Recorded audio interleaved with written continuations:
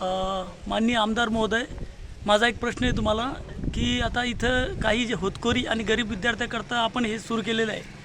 शासनाने याच्याकरता निधी दिला की ज्या विद्यार्थ्याची समजा कमकुवत परिस्थिती नाजूक आहे त्यांना या अभ्यासिकामध्ये पात्र ठरून त्यांना अभ्यासाकरता काहीतरी एक क्षेत्र भेटावं अभ्यास करण्याकरता याकरता ही जागा दिली. पण काही विद्यार्थी असे की तिथं म्हणजे झोपायसाठी येतात, नाही तर मग पबजी खेळायला येतात. याचे व्हिडिओ पण व्हायरल झाले. मी मुद्दाम व्हिडिओ व्हायरल केले नाही. मला पहिले प्रशासनाच्या आणि आमदार साहेबाच्या माझे सगळ्याच्या कानावर टाकून हा इथून पुढं काय निर्णय किंवा इथं जे कर्मचारी जे काम करतात, जे या लोकांना इथं सांभाळण्यासाठी ड्युटी दिली, कॅमेरे असून पण ते वॉच करत नाही का करतात, या त्यांची बी इथं मुलावर लक्ष पाहिजे. तर या संदर्भात तुम्हाला काय वाटते, काय बोलतात? असं आहे, मेहकर शहरामध्ये यापूर्वी असं शैक्षणिक वातावरण नव्हतं. पहिल्यांदाच या ठिकाणी अभ्यासिका आलेली आणि भव्य प्रशस्त चांगली अभ्यासिका आहे. या ठिकाणी स्पर्धात्मक वातावरण यापूर्वी होतं का? नव्हतं. शैक्षणिक वातावरण नव्हतं. आणि म्हणून ज्या मुलांना अभ्यास करावं असं वाटतं, पुढं जावं असं वाटतं, एकीकडे त्यांना हे सगळं वाटतं, दुसरीकडे काही ज्या काही सवयी आपल्या लागलेल्या असतात त्या सवयी एकदम जात नाही. आणि म्हणून ज्यांना कुणाला या ठिकाणी अभ्यास करायचा आहे त्यांनी तंबाखू खाणे हे टाळलं पाहिजे. ते मी चर्चा केली तर काही मुलं तंबाखू खातात, काही लोक मला वाटतं सिगरेट पण त्या ठिकाणी घेतात, आणखी काही तुम्ही म्हणाले तसं पबजी खेळतात. या ज्या सवयी आहेत त्यांना त्या सवयी लागलेल्या असतात.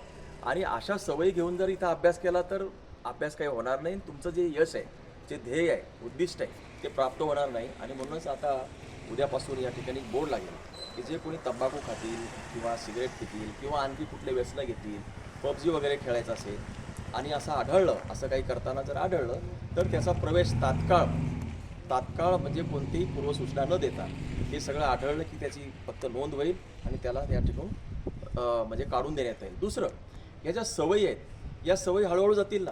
आत्ता कुठे इथे सुरुवात झाली, शैक्षणिक उपक्रम सुरू झालेला आहे, अभ्यास करायचा असतो, स्पर्धा द्यायची असते. आपण सुद्धा स्पर्धा परीक्षा दिली तर आपण सुद्धा पोलीस इन्स्पेक्टर होऊ शकतो, आपण सुद्धा अधिकारी होऊ शकतो, तहसीलदार होऊ शकतो, आपण स्वतः आपल्यातलाच मुलगा.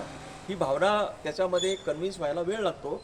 आणि तसं वातावरण आम्ही वेगवेगळ्या माध्यमातून इथं करणार आहे. त्यासंबंधीचे पुस्तकं, त्यासंबंधीचे सेमिनार, काही प्रोत्साहनपर काही व्याख्यानं, वेगवेगळ्या क्षेत्रातले वेगवेगळ्या विषयातले जे काही वक्ते आहेत त्या सगळ्या वक्त्यांना इथं बोलवायचं आहे, त्यांचं कॅलेंडर तयार करायचं आहे. म्हणजे मुलं एकीकडे अभ्यास करतील आणि आठवड्यातनं त्यांना एक अतिशय सुंदर असं जर लेक्चर मिळालं तर त्यांचा जो काही टेम्पो आहे तो तसाच राहील. आणि म्हणून असं सगळ्या प्रकारचं त्यांना पिण्याचं पाणी, चांगली पुस्तकं, बसण्यासाठीची व्यवस्था, पंखा किंवा हवेशीर सगळं, चहा पाण्याची सुद्धा व्यवस्था करण्याचं मी सांगितलेलं आहे. या ठिकाणी चहा पण मिळेल. पण हे सगळं केल्यानंतर शेवटी काय, तुम्ही कशासाठी आलात इथं? मेहकरच्या या अभ्यासिकेमध्ये येऊन तुम्हाला स्वतःचं करिअर उज्ज्वल करायचं आहे आणि त्याचबरोबर समाजाचं आणि आपल्या शहराचं नाव उंच करायचं आहे. आणि हा जो हेतू आहे तो साध्य करण्यासाठी आमची नगर परिषद आहे, नगराध्यक्ष माननीय किशोरभाऊ गारोळे आहेत, CO पण कामाला लागले आहेत आणि माझं स्वतः याच्यावरती बारीक मॉनिटरिंग आहे. म्हणून आता तुम्ही काळजी करू नका. इथून पुढं येणाऱ्या 4-5 वर्षामध्ये 2-3-4-5 वर्षामध्ये